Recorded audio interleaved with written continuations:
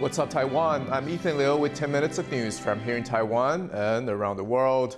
Farmers across Taiwan are suffering amid a historic drought. The lack of rain is threatening crops as diverse as coffee and mangoes. And as John Van Tres reports, forecasters aren't expecting much rain for the next several months. For the farmers of Gukeng Township in Yunlin County, it's shaping up to be a disastrous year. Normally, the fields around this central Taiwan town produce a little over 60 metric tons of coffee. But cold snaps and a drought unlike any seen in decades have decimated the latest crop.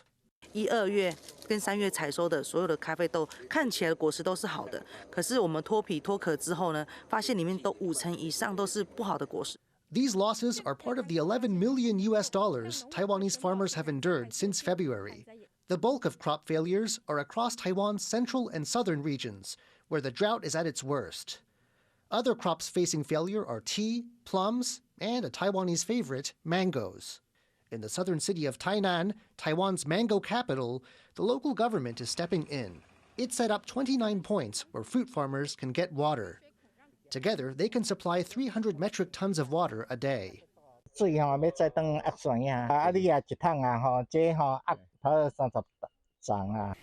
city plans to keep supplying farmers with water for around 2 months, until it hopes Taiwan's rainy season will bring some much-needed relief. Devin Tsai and John Van Trieste for TaiwanPlus. A Chinese woman has become the first person to die from H3N8 bird flu virus. Well, the WHO said that a wider spread of the virus between humans was unlikely. An expert in Taiwan says the possibility cannot be ruled out. John Van Trieste reports. The World Health Organization says a Chinese woman has become the first known person to die from H3N8 bird flu. She was one of only 3 people to have caught the disease so far, all of them in China. Authorities in Taiwan are taking note. Officials say factors beside the virus itself contributed to the woman's death. 这位死亡个案本身其实也有一些潜藏的慢性疾病有受到这个疾病的影响。 So far, all those who've fallen ill in China have had recent contact with poultry. And for now, the WHO says there's no evidence H3N8 can spread among people. But some are still concerned. 所有的禽流感大概有好几百种禽流感，它都有可能会演变成人传人。这个禽流感在人类这样子不停的传染，你们都没有发现它，没有去控制它的时候，它会逐渐的适应人类细胞，然后才会变成有效的人传人。 Doctors say that despite the seemingly low risk, Taiwan must continue to be cautious about the virus and its potential to spread. Devin Tsai and John Van Trieste for TaiwanPlus. On paper, Taiwan's wages are rising, but high inflation is eating into pay bumps, meaning consumers' purchasing power is actually lower than it was a year ago. Leslie Liao has more details. $1,487. That was the average wage in Taiwan between January and February this year. It marks an almost 2.4% rise from the same period last year. So why do consumers and small business owners feel like they're making less money? The short answer is inflation. 去年3、4月已经陆陆续续在涨，这半年来是飙涨得更严重。 Things are getting more expensive, so much so that Taiwan's Statistics Office reports that higher prices are eating into any extra money people are making. 经过同期物价的2.74%的平减之后，那目前实质经常性薪资是减少了0.34%。Even though people on average are making more money, they can't buy as much. So while everyone loves a pay raise, making more money doesn't mean much if people have to spend more to buy the things they need. Leon Lian and Leslie Liao for TaiwanPlus.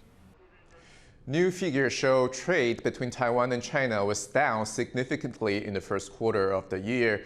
China's customs agency says two-way trade was valued at $60 billion in the first quarter, and that's down 26% compared to the same period last year. Taiwan's computer chips exports also dropped by 33%, marking the 9th straight month of declines. Paiwan Week, a festival of dance and theater arts, is coming to an end. Our reporter Yvonne Yang reports on one of the highlights of the week, a piece focused on Taiwan's indigenous Paiwan.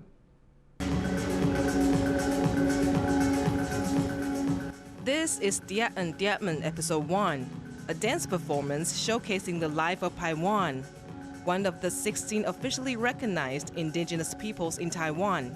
Drought means I, we. The show itself is a trilogy, Bulima, Bu'ulu, and Buvalun, which means hand, head, and wisdom, representing the three phases of Paiwan people's life. 那这第一部曲呢，我们用布里马来着手，在讲的是一个双手、巧手，然后就年轻的用双手去创造的。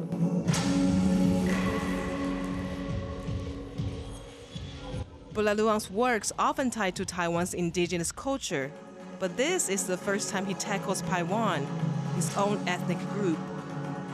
面对自己的族群的时候，更放不开，也更小心。我可能给自己太大的压力，来自于肩负着排湾族人的某个期待。Bulaluang turned to two other Paiwan artists for help.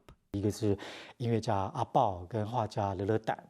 那因为有他们两个人一起，所以从他们的身上看见了某一种新的一种不同的诠释，而开启了另外一种新的视野。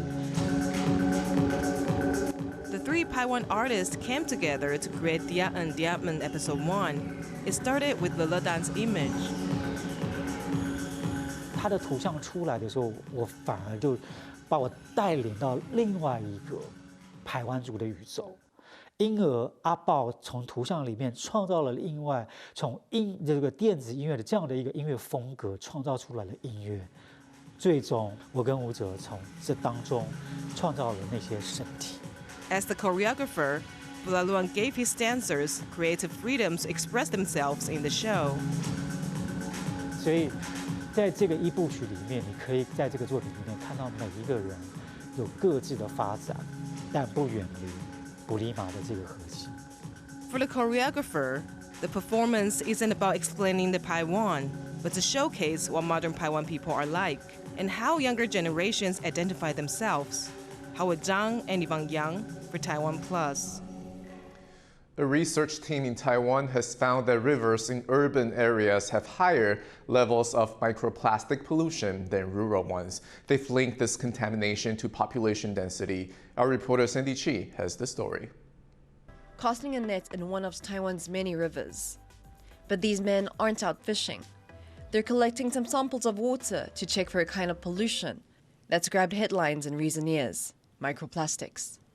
For the first time, researchers are looking into the presence of microplastics in rivers throughout the country. Microplastics are plastic fragments or man-made fibers that are less than 5 millimeters long. They mainly come from daily use products, roads, manufacturing, and the breaking down of larger objects. The Taiwan research team has been inspecting water samples collected at rural and urban locations along the Danshui River near Taipei. Other samples are taken from the Wu River in central Taiwan in 2021. The results show an obvious difference in the level of plastics found in different locations, with highly populated and industrial areas most impacted by these tiny particles.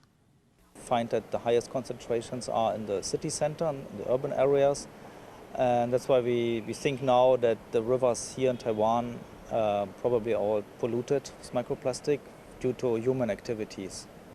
Microplastics are so pervasive in the environment. It's been found that humans ingest up to 5 grams of the pollutants weekly. They've been detected in other animals as well. But it has also been found already that humans eat microplastic, so it's kind of in our daily life. It's in food like seafood or in salt, but it's also in the air like fibers.